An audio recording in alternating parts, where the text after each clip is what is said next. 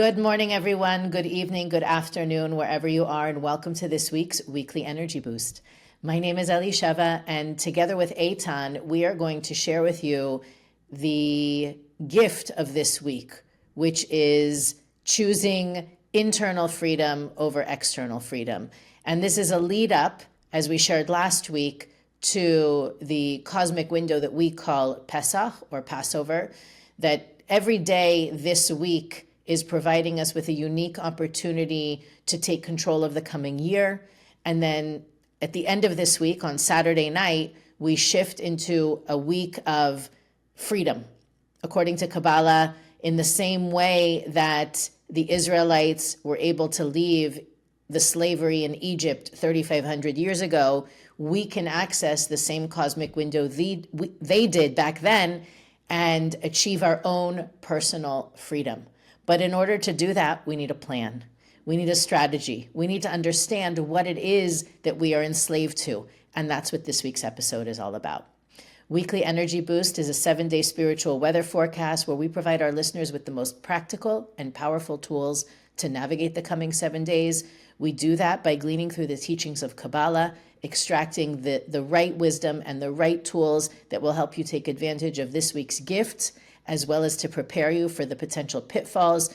And inevitably, every episode ends up offering up wisdom and tools you can use anytime. So specifically, we're focusing our intention and our energy around how to prepare ourselves to receive the maximum impact when this cosmic window opens up on Saturday night.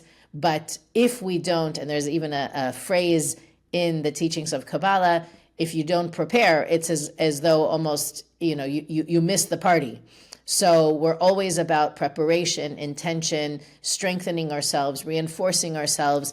And we want to share this gift with you, our listeners, so that no matter where you are when this cosmic window opens, you've prepared, you have the awareness, you have the intention, and you're open to receive what the universe is offering up for us. So Eitan, where should we begin?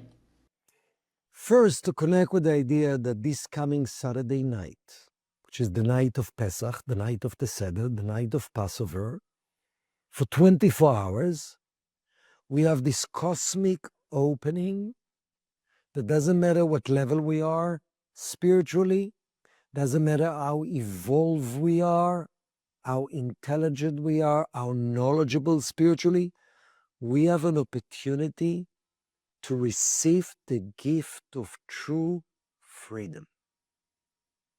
But, like anything else in life, you will enjoy a gift if you have deep appreciation for that gift.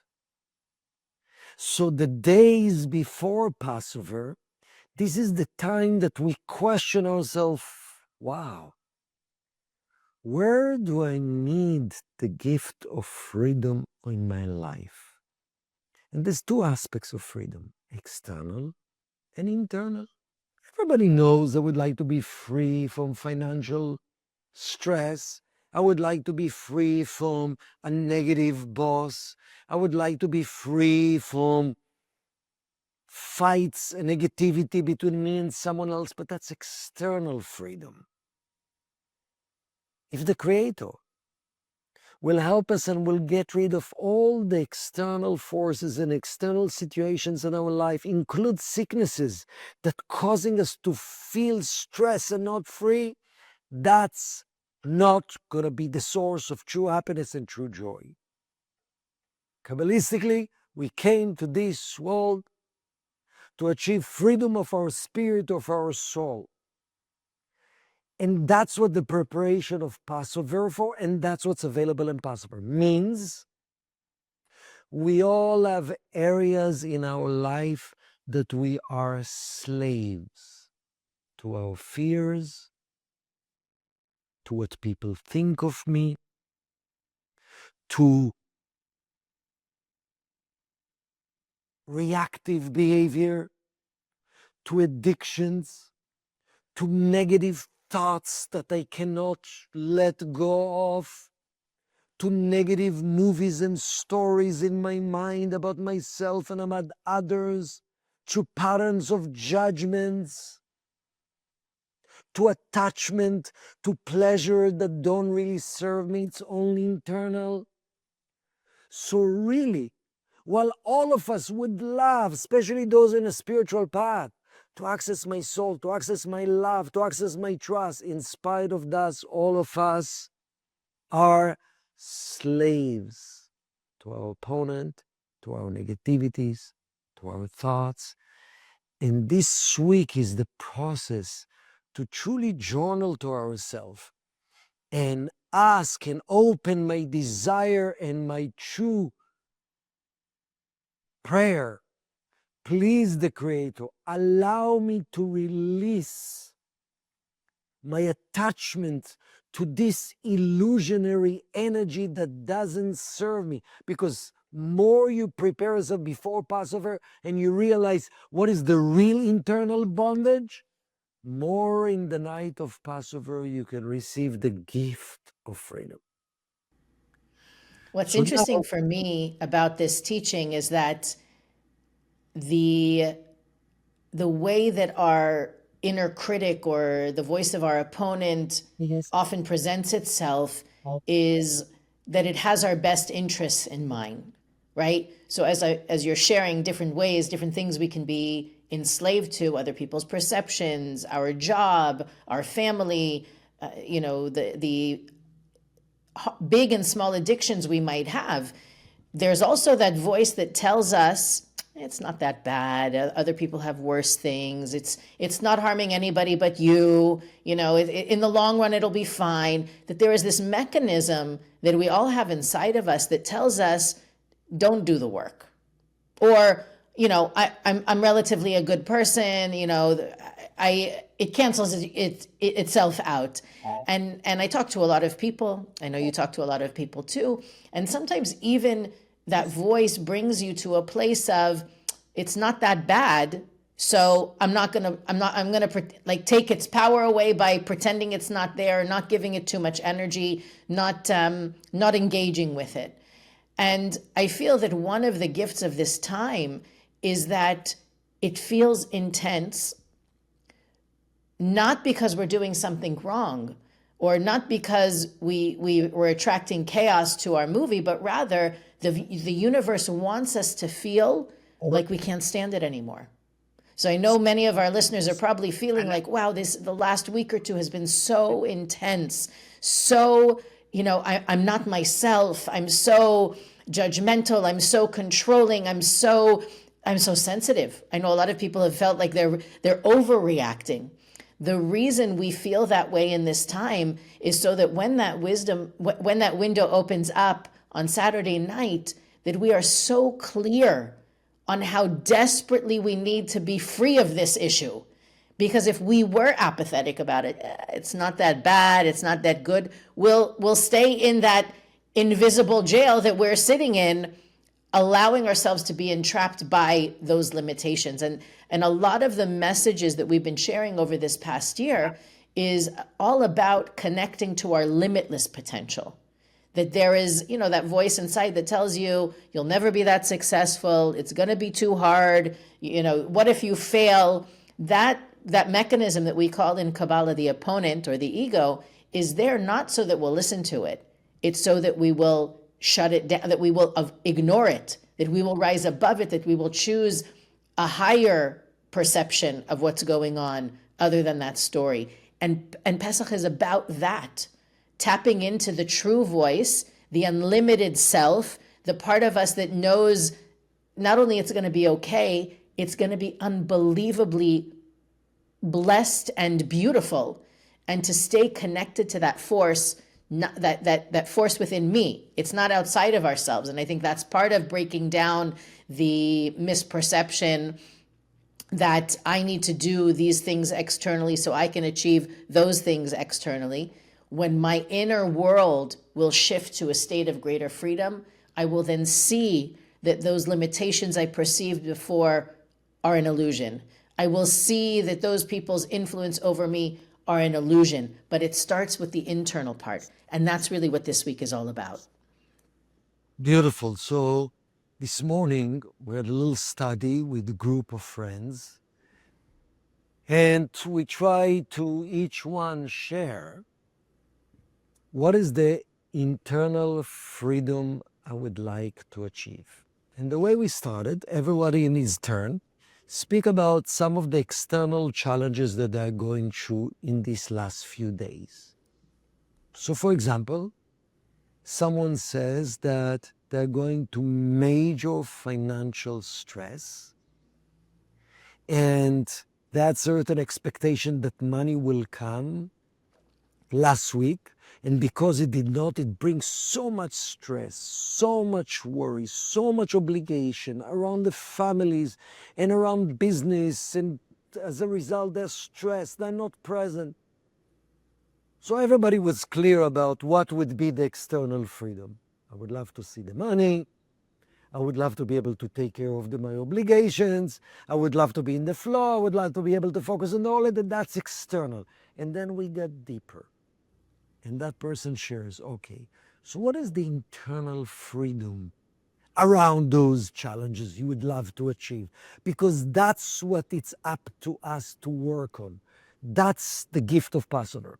And he said, wow, I would love to be free from the worry about the money and to have total trust and certainty the Creator will provide as long as making my maximum effort. Then I asked, what else would be freedom? And he said, I would like to be able to be present and free to express my care and love as usual to my wife and to my kids. Because if I'm able to express care and love only when things are flowing physically in my life, I'm a slave. I'm a slave to the physical reality. What would be more freedom? I would love to be free to delve into deep study, because at the beginning of the session it was not present at all, to a deep study because I crave to know the minds of the Creator regardless the ups and downs of life. So instead of focusing, please God, I need the money to come. No. Increasing certainty, increasing love, increasing the freedom to study, and the freedom of my mind to focus on truth, on wisdom. So really, each one of us, it's a good test to take what is the external things that are bothering you and ask the real question. Where am I actually, what will be true freedom? That I'm connected to the Creator regardless the external. And each one of us, it means something else. Freedom can be as simple as, one person shared, they're going through physical pain now. Please God, I would like to use healing methods to cleanse it, to remove it. Then you realize real freedom is to accept that the process of pain is purification and cleanse it, and to embrace it with love without calculating and thinking, please the Creator, make sure it will go away already. So that would be total freedom. To be fully in the present, embracing that. And that's a question I would like to ask for all of you. And then Elisheva, if you can share in your interaction with student, what would be your true freedom that has nothing to do with the physical reality between you and your soul and the Creator? Because at the end of the day, what makes our external reality limited, blocked, or not is only because our freedom to truly align with the Creator and to express my consciousness is blocked. Yes, Elisheva. What's funny is that I had a conversation, very similar line of questioning with an individual who their external reality is not so bad. There isn't a major pain or major challenge. And I believe that we have listeners who are thinking, life's okay. Yes, I'd love to have greater wealth. I'm working on it. Yes, I would like to have better relationship with my kids. I'm working on it, meaning there's a things are okay. Nothing is really torturing them. So then we got deeper, obviously, with it, and we spoke about what of that internal world is would you like to be free of? What from and even to say the opponent or my ego or my reactiveness, it's very general, right? In this time, it's important to be specific, to give the baby a name. So we were digging deeper and deeper and deeper, and we uncovered that this person has a deep need to get things done. Right? They have a busy person. It's a woman, full-time job, lots of kids at home, also social life, spiritual life, barely a minute to herself in the day, unless she takes it, which we've also been working on. Her realization was she's not present in anything. All she's trying to do is get it done. I need to just get through the end of the day. I need to get through to the weekend. I need to get through to our vacation in a couple months. I need to meaning there's no, yes, she's good at what she does. She's well liked, right? There's no burning fire in her life, except she's not living her life. And the realization of what it could mean to be present, what would it feel like if you were enjoying every conversation, if you were enjoying doing homework with your kids, if you were enjoying every meeting at work, what would that look like? And you could even see on her face, it was almost like a wave of relaxation took over. That's really the ultimate, at least in this stage in her life, would be the ultimate expression of her soul, her light, her goodness. And she's constantly pushing it towards a goal, a destination, a target. I'll get there. Soon I'll get through it. Soon it will be over. So, and to awaken that desire. And what was powerful about it for me is there's nothing terrible going on, right? It's not about there's this chaos and I need to be free of it once and for all. There is also a very insidious and quiet chaos that can come about as a result of us being so intellectual, so logical, so I want to say it probably happens to very successful people, that they're good at what they do and they're smart and they have experience and they're checking things off the box. Their to-do list and their goals are manifesting. But are they happy? Are they enjoying it? Do they feel their heart is opening and they're capable of more love and more kindness and more generosity and it was such a beautiful revelation, a beautiful awakening, because it's not always obvious where the work is. But if you're open, and this week that's what it's about. Be open to see it. If you don't see it, ask for it. Talk to a close friend or a mentor or your partner and ask them, what do you see? How do I get in my own way? Because sometimes we're so in the midst of it that we can't see the forest for the trees. So even asking that question, not what do I need to change about myself? What do I need to change about myself invites the other person to think, what changes in them would benefit me? No, the question is, how do you see I get in my own way? If I could change one thing about myself for me, what do you see that could be? That it's about my relationship with the world and not my relationship with the other person. And I think you'll see beautiful things come about as a result of that reflection. I love it that you said that one of the specific freedom people needs to open themselves is to appreciate this very moment. Because to access our full potential and to express freely our soul, we need to be able to feel the love of the Creator, which is enjoying the moment, and as a result, to be able to give love. And to the extent you appreciate moments, to that extent you can give from a true soulful place. So I love it.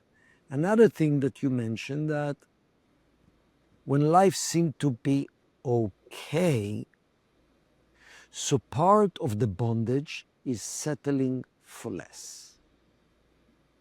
So part of freedom is being open for the greatness of my potential. Part of actually freedom is desiring in a greater way. One of the concepts in Kabbalah and the light that's available of Passover, it's called gadlut, greatness, versus katnut, which is smallness. When we are slave, sometimes we slave to small life, small, settling for less in relationship, settling for less with work, settling for less with purpose, settling with less with career, settling for less with spiritual ability to connect, to grow, to experience love, to experience light. So part of the things that we want to break free from is from small thinking. Doesn't have a chaos in my life. And that's a big test. Settling for less, it's not the free state of our soul. And not That one, comparing to other people, comparing to the best version of myself. but that one is hard, I think, for people because why rock the boat? Like, what would be, sell me on why I should try to be more connected to my unlimited potential. Why is that a thing? Why would I want that if everything is okay right now? That's good, because ask yourself, are you truly have inner joy and gratitude? Kabbalistically, the only thing that will bring true joy, or more joy, let's say more joy in our life, as I'm getting closer to access my potential and what I came to do in this world. And as long as I'm in this physical world, there is an upgraded version of myself. And I'm not talking about from greed and desperation, for a pure desire to shine the light that I meant to accomplish. Because holding on to okay reality, it's settling for less. Now, if you say, no, I'm totally fine with this, I'm actually feel total joy, and so go for it, no problem. Look for other peoples that you attach to slavery. But this is the time of honesty, of honesty. You know, one of the Kabbalistic secret about this time, we want to expose the lies that we believe in, and we want to connect with the truth that deep inside that we believe in. Very often, we are controlled by a thought, and as a result, a feeling. I need this to happen, because if it will happen, I will be happy. Question that. I need them to like me. I need to manifest what I wanted according to my plan today. I need my employees to do the job that I told them to do. If not, I'm going to be so frustrated. Ask yourself the question, is it the truth? I would love this to happen, but is it the truth that I need? Because any false needs that I'm attached to will cause me suffering. So actually, that's also slavery. I'm slavery to a need. I need to be liked. I need this to be manifested today. I need to get rid of my pain right away.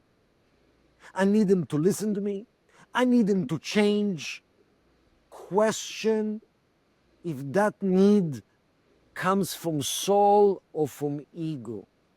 Because practically every false need that I'm attached to, it will cause me sooner or later anxiety, which is indications that I'm not with the light. Even in one of the examples you used about, right, I need them to, whatever it is, fill in the blank.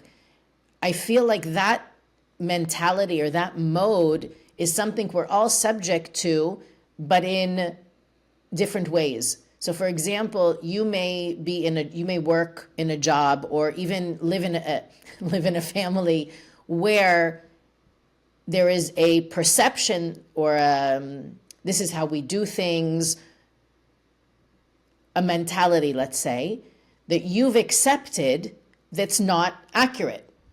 So, for example, a listener reached out not long ago and asked about a situation that she's in where her mother-in-law is constantly disappointed with her.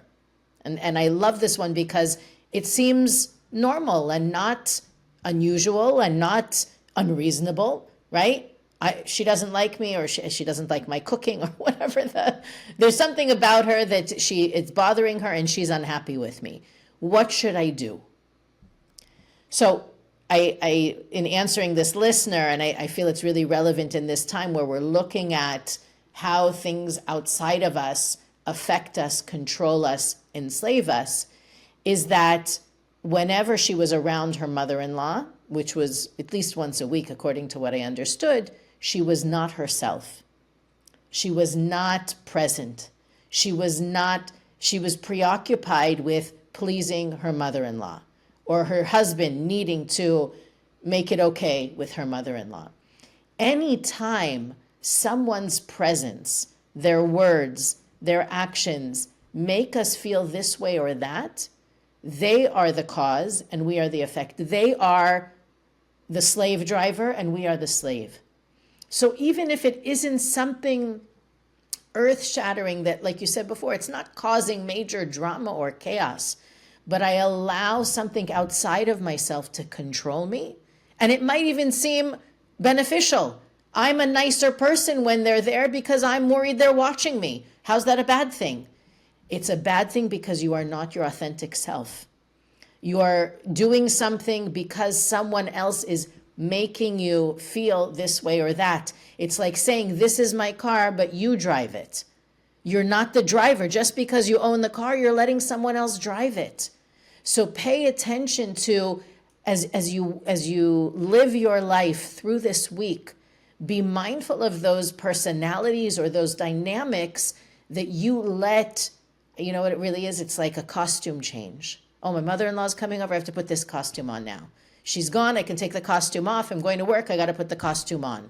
That you allow your environment or the individuals in your environment to change you. The goal of the study of Kabbalah is to be simple. Simple means on the inside is who I am as on the outside as well. And okay, obviously there's going to be situations in which maybe it's not appropriate to be your super authentic self in a business meeting when you want to cry and you don't. But if we're honest with ourselves, we allow the environment and the people in our environment to mold us into versions of ourselves that are not true. So as you pay attention to that and be aware, right? It's not about cutting your mother-in-law out of your life. It's about learning how to be the cause despite her influence or desire to influence me this way or that.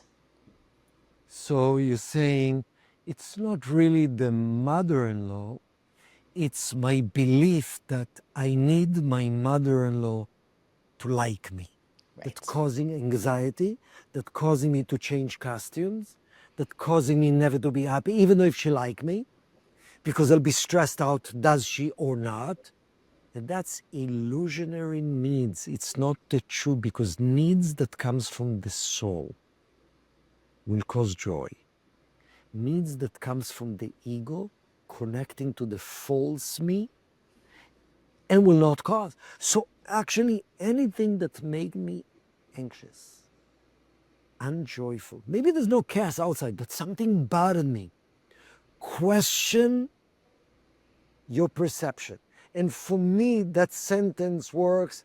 I need that to happen or not to happen in order for me to feel safe, in order to be happy. That's a easy way to expose a lie. And then ask the Creator, please, the Creator, help me to release myself from the needs of my mother-in-law, the needs of other people to like me or not, because in my soul, I'm loved by the Creator. So it's not easy, but at least expose what are you a slave as preparation for the light of freedom. To the extent you get deeper in defining what real freedom for you is, to that extent you can benefit from the gift of Passover.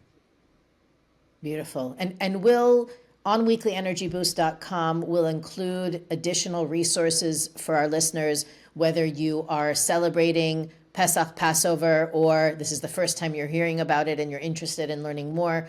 Please visit weeklyenergyboost.com. On the homepage, we'll have different resources for you to participate or to at least enhance your awareness and connection this coming week. We also still have the 12 days of Aries resources there. We're now in the toward the end of it, but still in the midst of it, and that work also helps us to uncover the more subtle ways that we give over our energy to false taskmasters and behaviors that are no longer serving us, that we can be free of this week as well. You can follow us on YouTube, Instagram, or Facebook to receive additional support in living everything that we do every week. And our website also has our archives, way for you to send us a message, and a donate button for you to support the work that we do here at Weekly Energy Boost. But as always, and maybe this week more than ever, share this episode with friends, with family, with people that you know are open to understand, to have a different perspective, to do the work of not only this week, but also Passover in a dramatically different way. And we'll see you next week on the Weekly Energy Boost.